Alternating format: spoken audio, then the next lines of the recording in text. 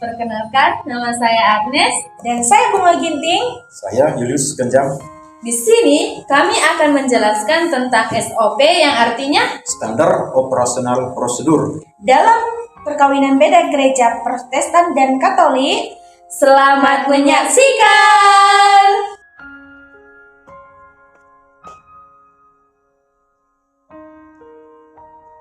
Formulir pendaftaran pengukuhan perkawinan dan persyaratan administrasi perkawinan dalam gereja Katolik. Maka, mendaftarkan diri minimal 3 bulan bagi pasangan yang salah satunya tidak Katolik, boleh terhitung dari rencana akan dilaksanakannya pernikahan.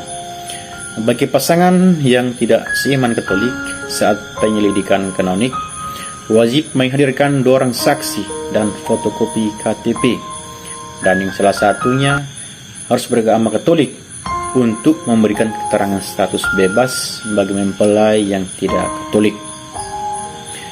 Dan untuk mengisi formulir pendaftaran perkawinan harus ditandatangani oleh ketua lingkungan setempat. Pembaruan surat baptis asli yang tanggal pembuatannya tidak lebih dari 6 bulan dari tanggal pemberkatan harus diminta di gereja tempat asal baptis. Dan membawa surat pengantar dari ketua lingkungan, fotokopi sertifikat khusus persiapan perkawinan atau KPP asli juga harus dibawa, fotokopi K3 atau kartu keluarga Katolik yang berlaku saat ini, fotokopi KTP calon pasangan, fotokopi KTP 2 orang saksi harus yang beragama Katolik, fotokopi akte lahir calon pasangan, dan pas foto berdampingan 4x6 3 lembar. Dan di sini yang perlu kita ketahui ada persyaratan tambahan, yaitu menyerahkan surat pernyataan persetujuan orang tua atau wali bermeterai dari calon mempelai yang tidak beragama Katolik. Bagi yang beragama Kristen Protestan, mohon menyerahkan surat baptis dari gereja yang bersangkutan, asli atau fotokopi, dua-duanya harus dibawa. Dan menyerahkan surat pembatalan perkawinan atau anulasi tribunal bagi calon mempelai yang pernah menikah secara Katolik, maka harus membawa akta perceraian, akta kematian bila pasangan sebelumnya telah meninggal, dan menyerahkan surat dari komandan bagi mempelai yang salah satunya atau keduanya adalah anggota TNI atau Polri, dan menyerahkan surat keterangan dari kedutaan atau ambasador, embasi dari negara asal mempelai yang masih warga negara asing atau dari luar negeri. Maka persyaratan lain yang mungkin yang diperlukan yang belum tercantum di sini adalah persyaratan catatan sipil. Maka harus mengisi formulir dari catatan sipil, fotokopi KTP atau bukti rekam, dan fotokopi akte lahir, surat keterangan dari kelurahan atau desa, dan fotokopi surat baptis, fotokopi kartu keluarga dari desa, fotokopi surat nikah yang sudah dilegalisir, dan pas foto berdampingan 4x6 5 lembar, dan fotokopi KTP atau bukti rekam 2 orang saksi, dan surat keterangan pengantar capil daerah atau jika salah satu KTP luar daerah. Maka harus adanya atau membawa surat izin komandan kesatuan TNI atau Polri, maka fotokopi SK PNS bagi yang PNS, dan akta perceraian dan akta kematian, dan izin tertulis orang tua bila pria umurnya kurang dari 21 tahun dan wanita umurnya kurang dari 19 tahun, dan penetapan pengadilan bila pria umurnya di bawah 21 tahun dan wanita umurnya di bawah dari 16 tahun. Dan warga negara asing membawa surat keterangan kedutaan fotokopi paspor, fotokopi kartu atau izin menetap sementara atau KIMS, dan surat tanda melapor diri atau STMD, dan surat keterangan Depnaker. Dalam pasal 117, yang pertama itu, yang dimaksud dengan perayaan perkawinan secara ekumenis adalah perayaan perkawinan antara mempelai baptis Katolik dan baptis bukan Katolik di hadapan pelayan Katolik dan bukan Katolik secara bersama-sama, dengan ketentuan Katolik yang meminta dan menerima kesepakatan perkawinan dua mempelai.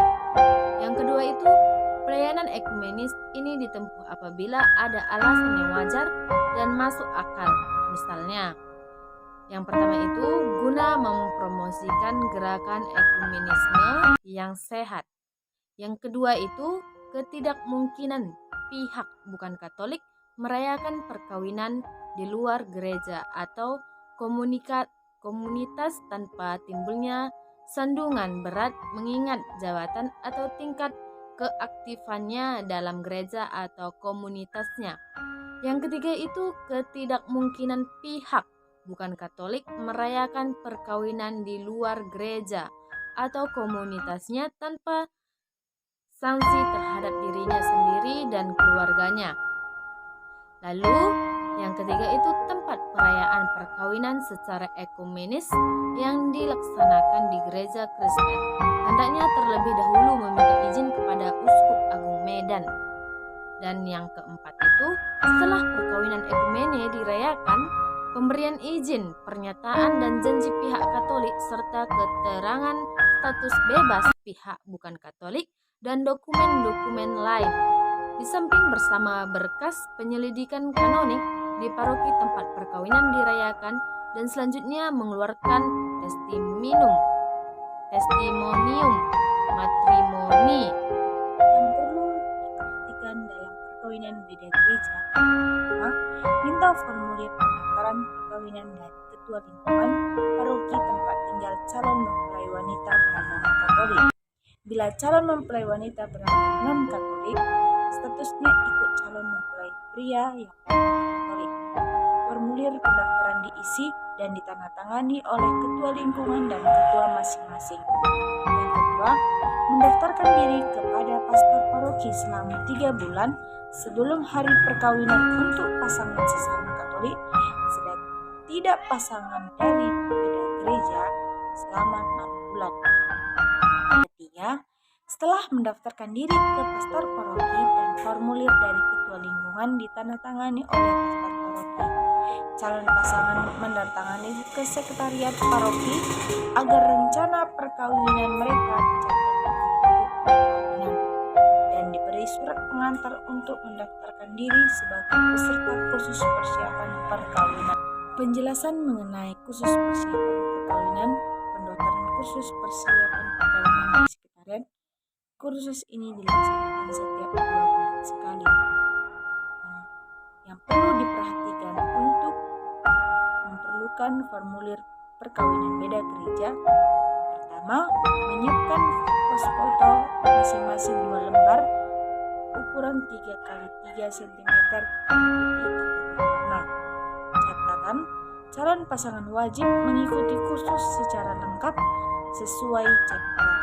Sertifikat kursus akan diserahkan setelah pelaksanaan kursus minggu ketiga selesai.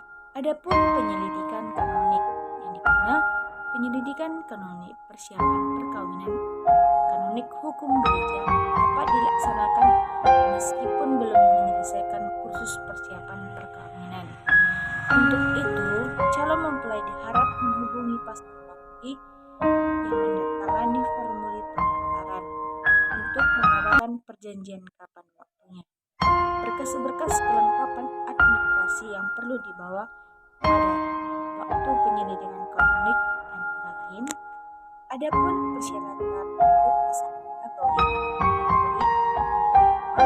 surat baptis yang sudah diperbarui asli dan fotokopi 1 lembar. Selanjutnya, fotokopi sertifikat kursus persiapan perkawinan 1 lembar. Selanjutnya, foto berpasangan ukuran 4x6 cm hitam putih atau warna 2 lembar. Selanjutnya, pas foto ukuran 3x3 cm. Yang selanjutnya, data saksi perkawinan gereja dilampiri fotokopi surat gereja. Harus pasangan suami istri yang sudah menikah minimal 5 tahun. Pasangan beda gereja atau perkawinan beda agama, Katolik dengan Kristen Protestan atau Katolik dengan non-Kristen. Yang pertama, surat baptis yang sudah diperbarui bagi yang beragama Katolik. Yang kedua, pihak Katolik dan non-Katolik mendatangani formulir perjanjian pihak Katolik. Calon mempelai yang beragama Kristen Protestan hendaknya menyerahkan fotokopi surat baptis. Selanjutnya, mengisi surat keterangan status liber dan ditandatangani oleh 2 orang saksi yang boleh Katolik dan non-Katolik. Kedua saksi tersebut menyatakan benar-benar mengetahui bahwa calon mempelai yang beragama non-Katolik belum pernah menikah selain akan menikah dengan calon pasangan yang beragama Katolik. Dilampiri fotokopi KTP saksi tersebut, perjanjian pihak Katolik dan surat keterangan status liber ini diperlukan untuk mengurus dispensasi atau izin perkawinan beda gereja di agama keuskupan. Catatan, bagi calon mempelai yang sudah pernah menikah diperlukan ada syaratnya. Yang pertama, akte kematian bila terjadi. Yang kedua, surat perceraian bila terjadi perceraian bagi calon mempelai non-Katolik.